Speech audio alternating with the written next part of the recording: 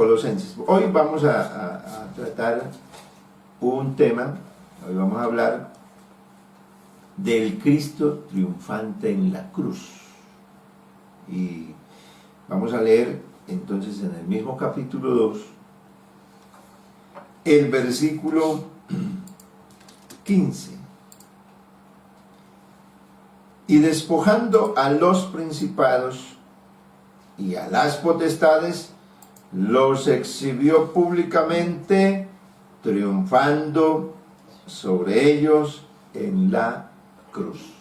Aquí entonces, la cruz fue el triunfo de Cristo.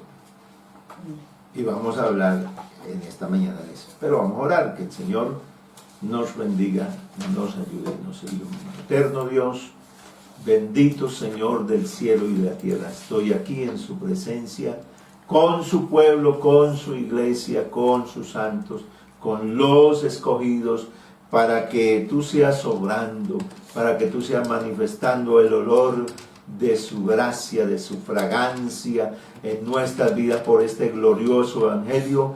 Nos enseñe la palabra, nos muestre el camino, nos diga, Señor Jesucristo, en estos momentos que quizás muchos podemos estar viviendo situaciones difíciles, nos muestre el triunfo que hemos alcanzado por la obra tuya de la cruz del Calvario. En el nombre del Señor Jesucristo, te doy las gracias. Aleluya, gloria a Dios. Amén y amén. Bueno, es preciso entonces que nosotros pensemos, reflexionemos. Ayer mencionábamos precisamente hablando de este triunfo que hemos alcanzado en Cristo. Hemos hablado también de que estamos completos en Él. Estamos completos en Él. Y estábamos viendo lo que pasó también que había en contra, los decretos que habían en contra de nosotros. Y ahora ya no tenemos no solamente los decretos de la ley, porque la ley, por lo tanto, al ser perfecta, recta, santa, el mandamiento puro, no había manera de que el hombre pudiera sobreponerse a ello. Al contrario, la ley condenó al hombre, porque el hombre, en un contraste antagónico, nos encontramos que la ley perfecta, pura, recta, y el hombre impuro, imperfecto, apartado, perverso. Entonces no había forma de que se acercara el uno con el otro, porque la ley, siempre que se acercaba, le exigía al hombre ser perfecto. Le exigía al hombre ser recto, y el hombre era absolutamente incapaz de ser recto. Entonces, por eso es que en este evangelio, en esta carta, lo que se resalta es a Cristo. O sea, que para que el hombre pudiera cambiar de posición, de la posición de la absoluta incapacidad, para no poder agradar a Dios, ahora tener la fuerza, ser capaz de agradar a Dios. Pero todo eso por medio de Cristo. La carta es el tratado cristológico más completo que existe en el Nuevo Testamento. Ese es el centro donde presenta quién es Cristo realmente. Entonces, es en Cristo en el que se consigue todo. Por eso la carta habla de plenitud, habla de plenitud, de llenura, de completos. Todos estos términos se mencionan en Colosenses. Nosotros estamos completos en Él, o sea que en Él habita corporalmente toda la plenitud. Entonces todo esto se encierra en este tratado que el apóstol Pablo hace a esta iglesia en Colosas.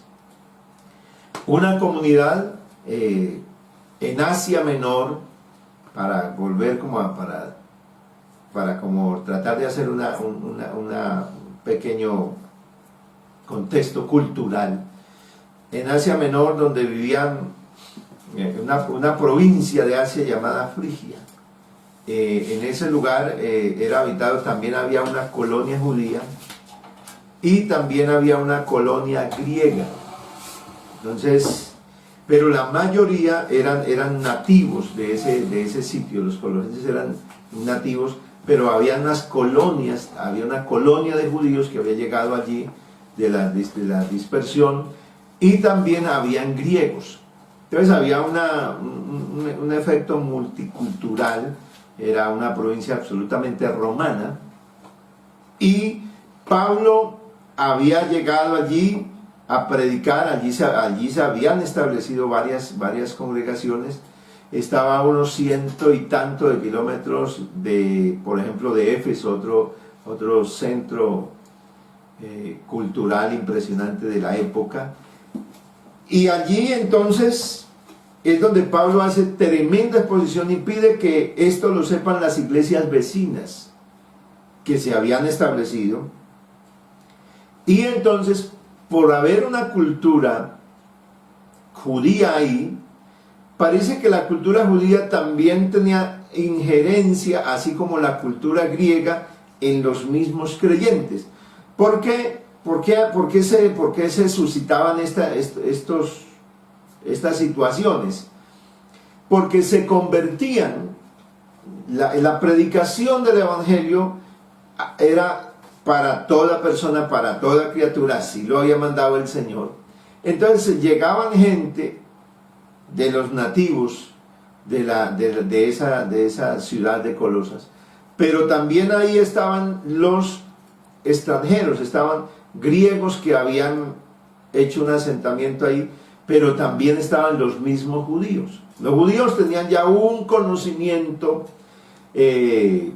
porque ellos tenían como doctrina la Biblia, el Antiguo Testamento, como creencia, como religión, como tal.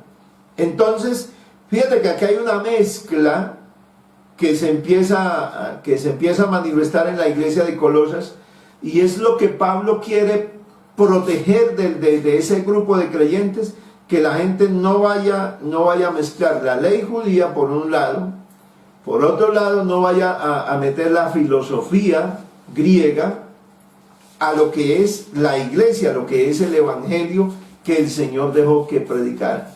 A esto es que el apóstol Pablo le está apuntando, y les hace ver, les muestra qué se tiene, qué se ha alcanzado en el Señor. Entonces por eso le muestra que en el Señor hay plenitud, nosotros estamos completos en Él, que nosotros que hemos alcanzado un estado, que hemos alcanzado una posición, no por la capacidad, no por los rituales de la misma ley judía, no por la ciencia y el pensamiento griego que fue trascendente en el siglo I, y que afectó definitivamente la parte del conocimiento y la parte cultural de la gente de ahí en adelante. Es más, todavía hoy se estudian los postulados de estos pensadores griegos. Todavía hoy son motivo, porque fueron gente impresionante de pensamiento, de razonamiento. Entonces por eso hoy se estudia Aristóteles, Platón, Sócrates y el resto de pensadores que fueron de esas épocas y anteriores, por supuesto, aún siglos antes, pero que había florecido la cultura griega. Entonces, para tener como un contexto cultural en este preciso momento, porque aquí está conjugándose en estos versos que leímos ayer, que estudiamos hoy, está mirándose la circuncisión. Tenía que ver con la creencia judía.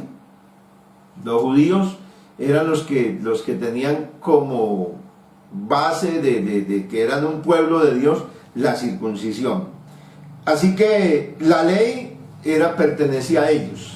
El acta de los decretos, que era la ley, era totalmente del pueblo judío.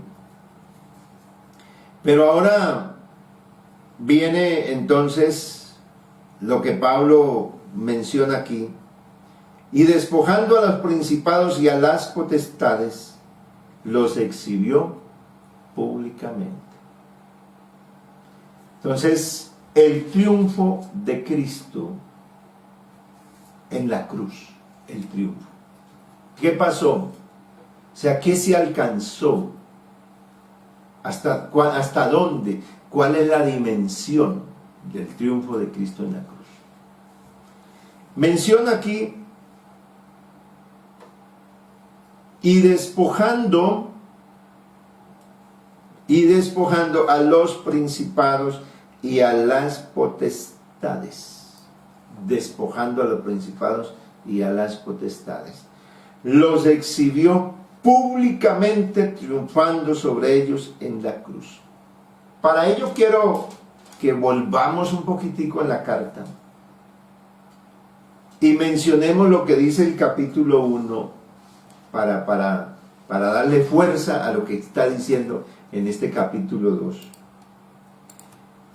Dice el versículo 16: porque en él fueron creadas en Cristo, por cristocéntrico, todas las cosas, las que hay en los cielos, las que hay en la tierra, visibles e invisibles, sean tronos, sean dominios, sean principados, sean potestades. Todo fue creado por medio de él y para él. Como aquí me menciona que él es él es el primogénito de toda creación, para que en todo tenga la preeminencia. Está hablando, entonces, está mencionando aquí en este versículo 15, está mencionándome a dos fuerzas, como menciona como las fuerzas del mal. La menciona en dos grupos: principados y potestades. Y está hablando entonces de unos seres que también fueron creados. Y entonces está mostrando a unos seres que habrían cobrado una fuerza y un dominio sobre la humanidad. Tenían un dominio. Pero lo que está diciendo esta carta es que antes de esas fuerzas que parecían ser las dominantes y que nadie se podía poner sobre ellas, existió alguien antes. Y esas mismas fuerzas que están ahí fueron creadas. O sea, son criaturas, en otras palabras. Pero hay uno que está por encima, que es el creador de todo. O sea, el que tiene toda la potestad, el que tiene todo el dominio. Entonces, con eso está enseñándole, está dirigiéndose a los colosenses y está diciéndoles que esto de Cristo no fue que apareció ahí para vencer, apareció en la cruz para demostrar una victoria, y que lo que hizo en ese instante fue lo que aseguraba y que lo hizo más poderoso. Porque lo que mencionan los colosenses es que me muestra a Cristo que está por encima, que es antes de todas las cosas. O sea que por eso podía anular completamente, podía despojar a todas esas potestades, principados y potestades. ¿Por qué? Porque Él está por encima de todos. Él es el creador de todos. O sea, Él es el Señor de toda la creación. Y esto es lo que tiene que confortar el corazón de los colosenses y de esas iglesias, y es lo que nos tiene que y es lo que nos debe animar y nos debe consolar y fortalecernos, porque a veces el ser humano piensa que el mal es algo invencible. Hay personas que dicen, no, pero es que yo no puedo cambiar, es que yo soy así. Pero aquí me está mostrando la Biblia el triunfo de alguien.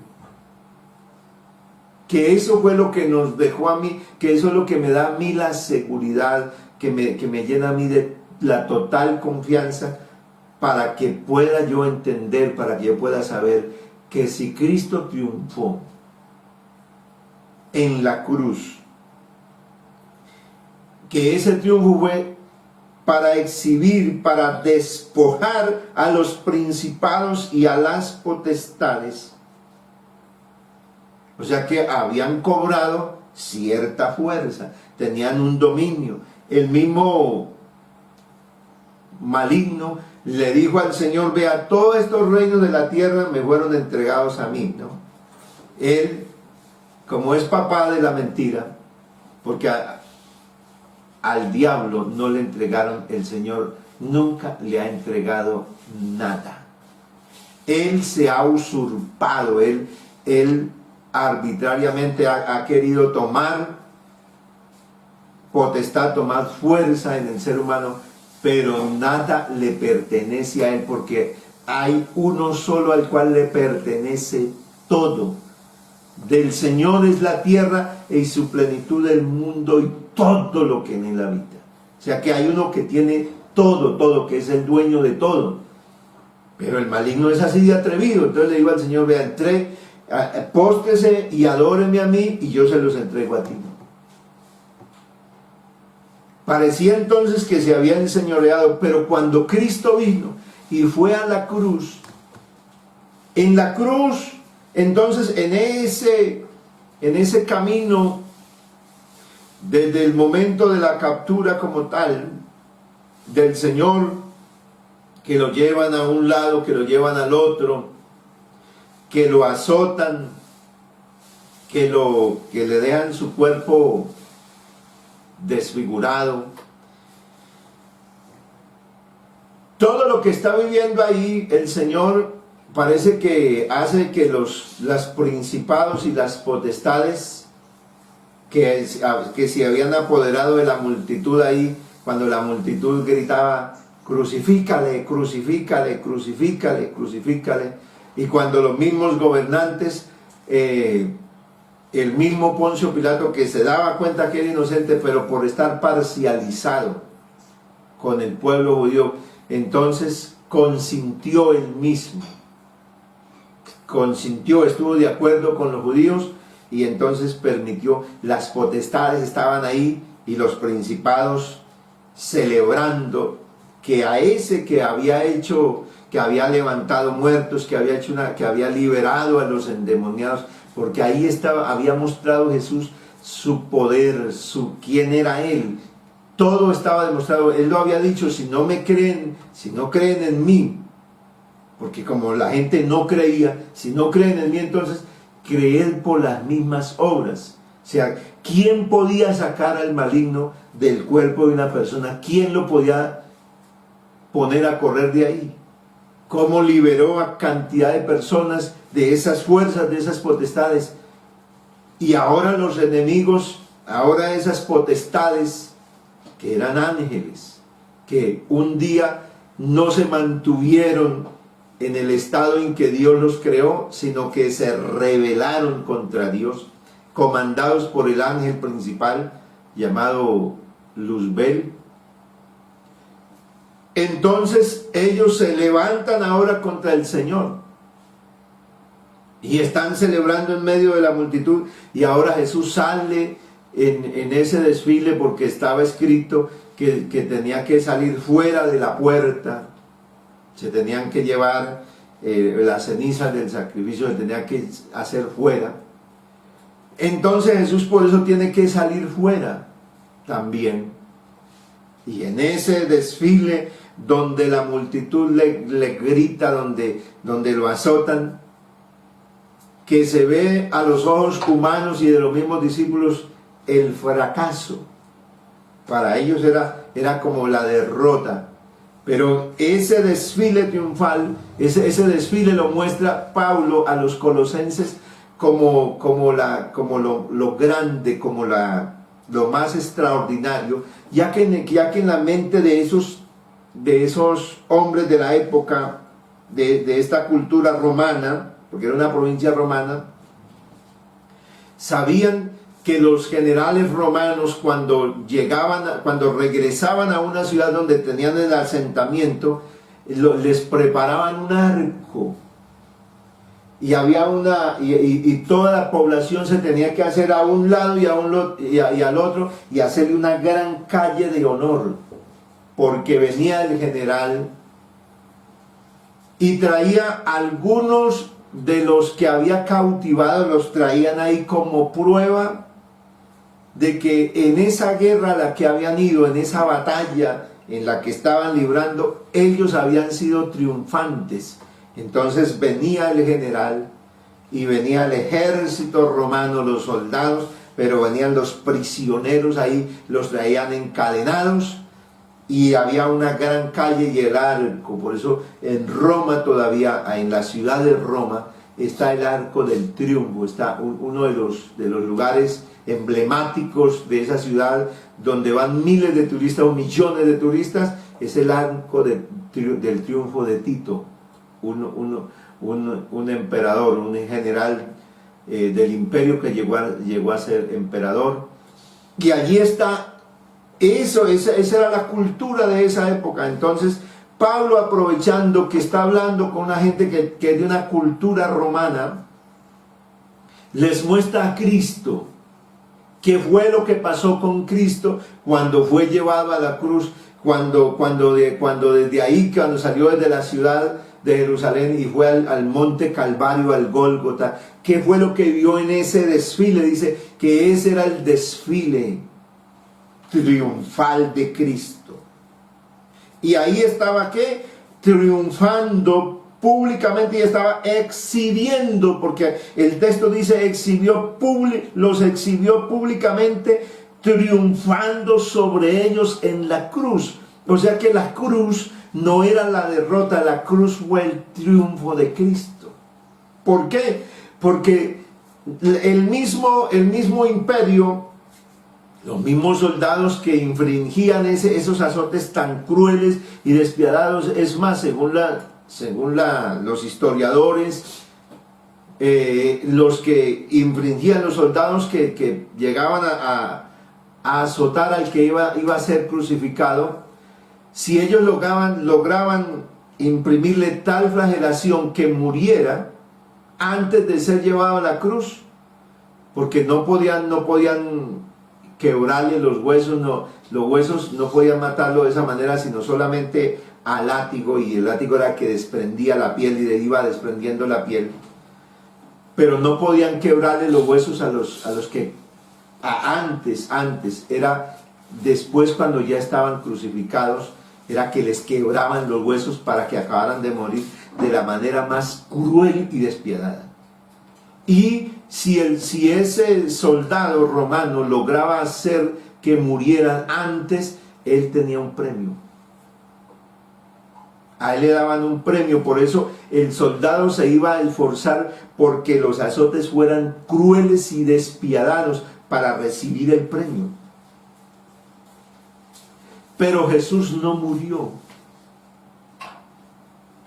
Aunque estaba completamente débil y completamente desangrado, Jesús no murió, y en el camino, es más, hubo alguien que ayudó a cargar la cruz, pero Jesús estaba con vida. A Jesús lo quisieron sedar, darle una sedación, porque cuando él dijo tengo sed, que llegó al extremo ya, a él le pusieron una esponja con vinagre, era un licor terriblísimo que hacían, y que le ponían a esa clase de personas que estaban sufriendo, como era como un pequeño alivio que le daban, pero era peor que la droga. Lo dopaban completamente para que no sintiera, y al Señor le pusieron esa esponja, pero no, a lo que sintió el sabor, no aceptó, o sea, no se tomó todo ese licor que estaba ahí. Rechazó todo. O sea que todo lo que hicieron para ponerlo a prueba y que cayera, no cayó. Jesús llegó hasta la hora que él dijo, y él mismo en la hora que ya iba a morir, él por eso dice, en tus manos encomiendo mi espíritu. O sea que llegó hasta el final, y esa obra de Jesús fue el triunfo. Eso era como cuando venía el general romano con su ejército y los prisioneros encadenados. Jesús, en todo ese desfile que hizo desde la ciudad hasta el Gólgota y hasta la cruz, exhibió, dice la Biblia, públicamente los exhibió y triunfó. La Biblia es clara, dice, triunfó sobre ellos en la cruz. Bendito sea el Señor. Entonces, aquí está muy claro, es muy diciente entonces, que si tenemos nosotros el triunfo de Cristo, porque ¿qué hace el maligno? Acusar. Una de las obras del maligno en la mente del creyente, porque el maligno envía dardos de fuego, él lo que hace es eso. Su misión es acusar, es decirle, usted no puede. Es decirle, es hacer lo que no crea el Evangelio. Es hacerlo ver que el mal es más fuerte, que no hay nada que se pueda sobreponer al mal, que Dios no tiene poder. Esa es una de las obras malignas en la mente del ser humano. Es la incitación que hace el mal a que el ser humano más bien peque, en lugar de obedecer a Dios, de comportarse bien, no, que le dé rienda suelta a todo. Esa es la influencia maligna en la mente, en el corazón del hombre, y el corazón del hombre, como tiene esa debilidad en este ser, esa inclinación hacia lo malo, esa naturaleza pecaminosa.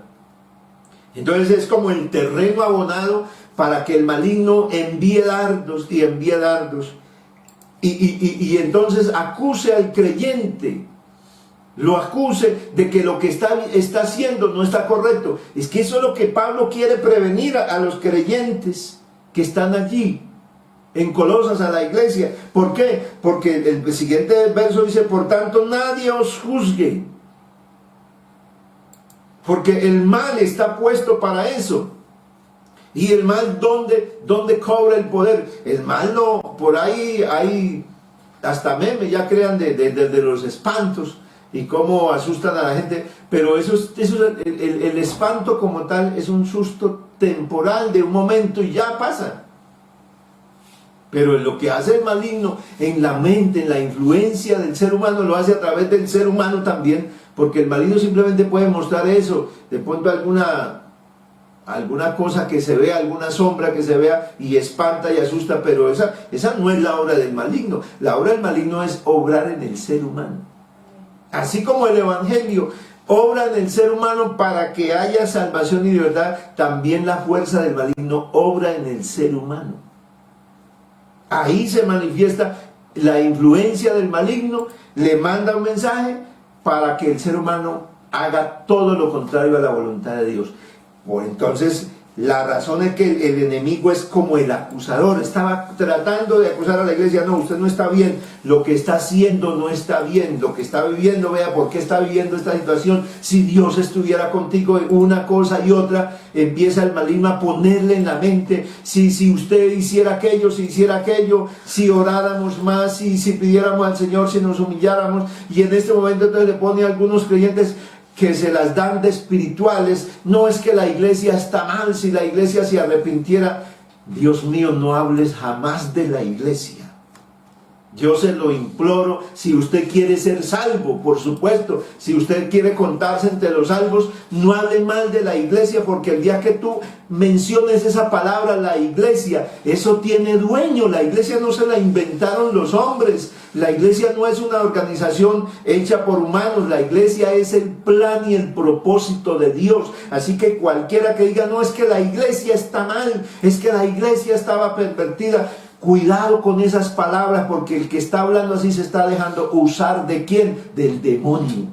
Así de sencillo. Gústenos o no nos guste, pero esa es la verdad. Se está dejando usar del enemigo para atacar a Cristo, porque Cristo aquí me dice que Él es la cabeza de ese cuerpo. Entonces, lo que hizo Cristo en la cruz no fue una derrota, lo que hizo Cristo en la cruz fue el triunfo que nos asegura que ya no habrá nadie que nos condene. Por tanto, nadie nos juzgue, porque allá la iglesia en Colosas era juzgada, por supuesto.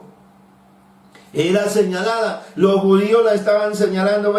Vea, ustedes no están guardando los días de reposo, vea, ustedes no están celebrando las fiestas judías, las fiestas solemnes. Mire lo que dice la palabra de Dios, ustedes no celebran las lunas nuevas. Mire, ustedes comen esto, ustedes comen aquello, y eso los está contaminando, porque eso se había levantado. Vea, un grupo cultural que había de judíos ahí, que tenían como cultura el judaísmo, por supuesto, la ley mosaica. Ellos influenciaban en la iglesia de Colosenses para hacerla descender de los lugares donde el Señor ya la había puesto. Pero ¿qué es lo que le dice el Señor a la iglesia de Colosas? Vea, ustedes están completos es en Cristo. En Cristo, en Él está. ¿Por qué estamos completos en Él? Porque en Él habita corporalmente toda la plenitud de Dios. Por eso, si estás en Cristo, estás completo, no te falta más nada. Pero allá los estaban acusando. Allá lo estaban acusando, los judíos lo estaban acusando, los griegos también. De eso vamos a hablar, si Dios nos permite, mañana. La otra cultura que estaba influenciando también estaba acusándolos y decirles que el culto tenía que hacer así y así y asado. Entonces, por eso el creyente a veces hoy en día dice: no, la iglesia, es que el Señor vino el juicio de Dios porque el Señor está reprendiendo la iglesia. No, señores, la iglesia no está siendo reprendida, la iglesia está siendo perfeccionada. Tenemos que entender, una cosa es perfección y otra cosa es reprensión.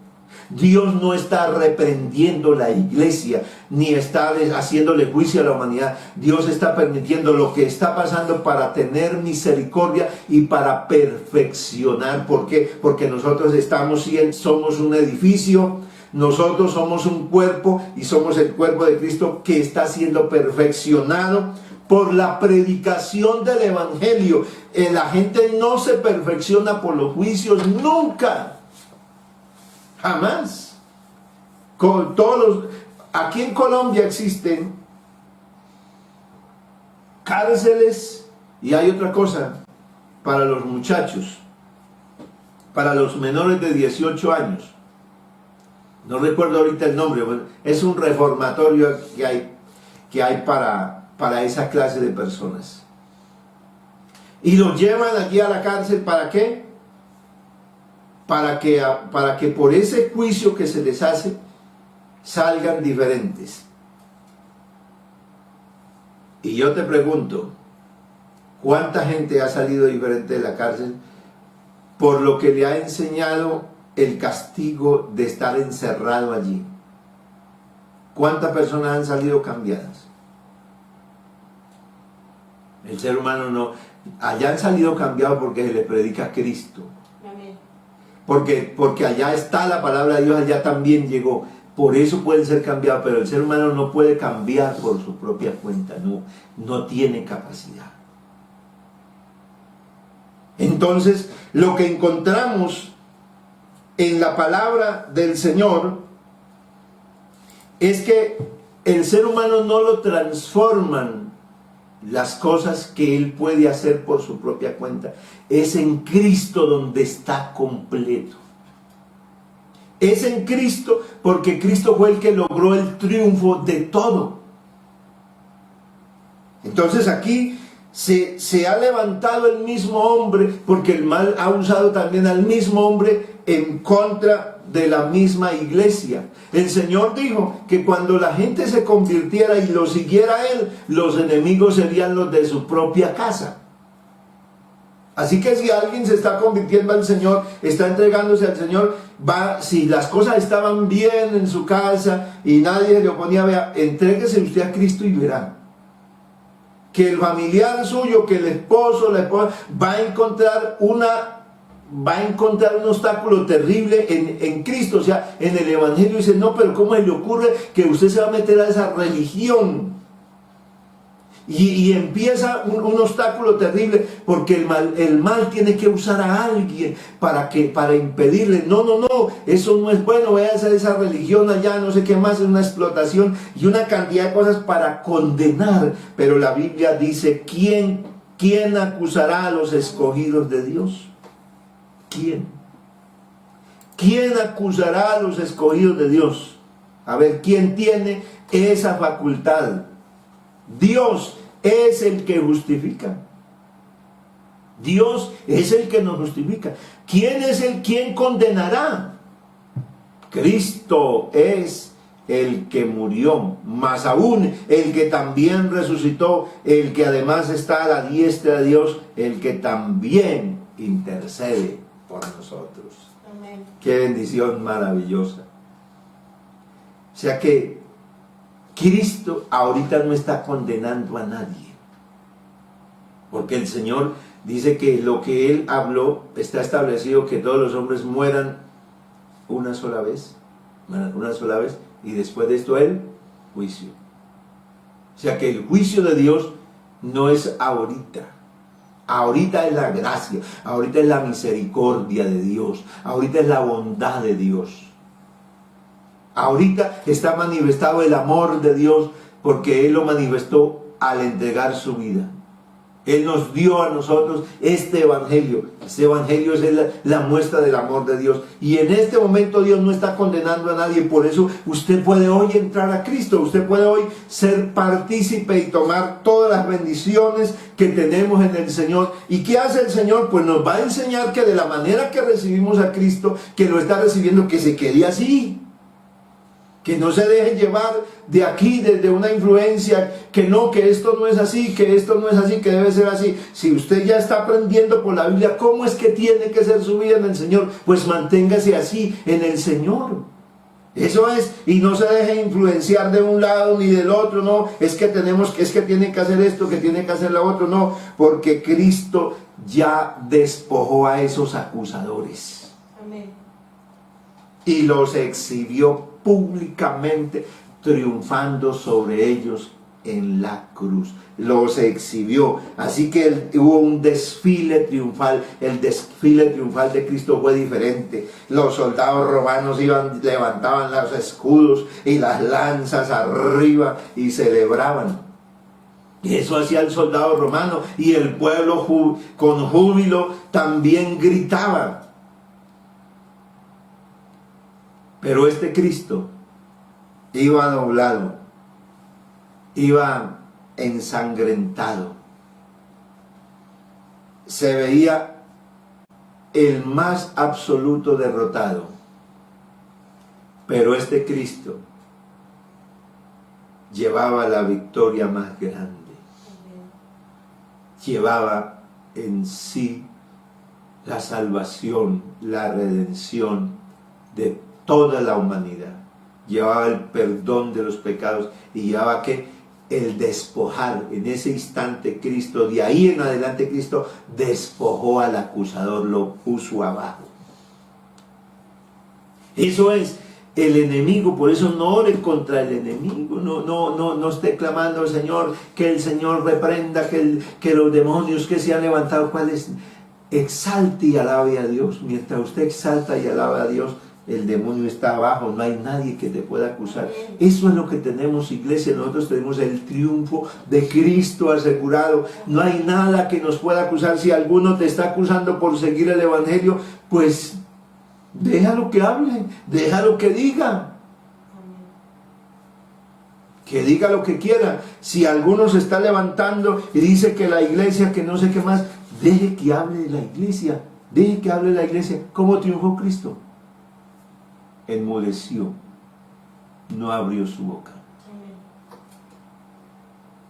Si alguien en tu casa te está atacando y te está diciendo, ve lo que te pasa, y eso que eres evangélico, quédate callado.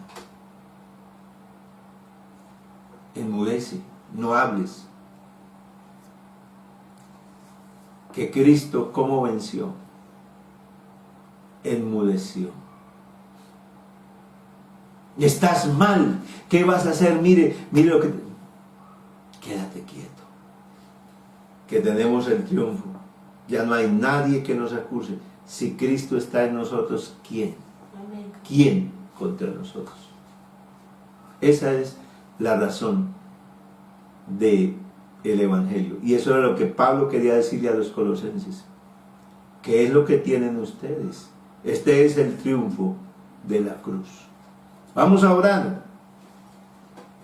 Vamos a darle gracias a Dios por lo que Él ha hecho, por lo que somos ahora en Cristo. Dele gracias a Dios. Amén. Que tienes un privilegio maravilloso. No eres parte de cualquier iglesia. No es una iglesita. Usted es de Dios. Amén. Crea eso. Y no te dejes acusar. Ay, es que yo soy débil. Por favor, no te dejes acusar del maligno. ¿Sabe por qué? Porque nosotros estamos a punto de ser levantados. La iglesia está a punto de ser levantada. Y si usted no toma esto en serio, y te dejas llevar de las cosas de este mundo, pues si tienes el peligro de quedarte aquí. Y el que se quede aquí no tiene garantía. Por eso yo sigo a Cristo. Si la gente habla de mí, pues que hable. A mí me interesa agradar a Cristo. Amén. Pablo dice, si yo todavía agradara a los hombres, no sería siervo de Cristo. Amén. A mí Dios me llamó para agradarle. Y eso se lo escribió a los colosenses. Agradándole en todo a Él. Oremos por las peticiones.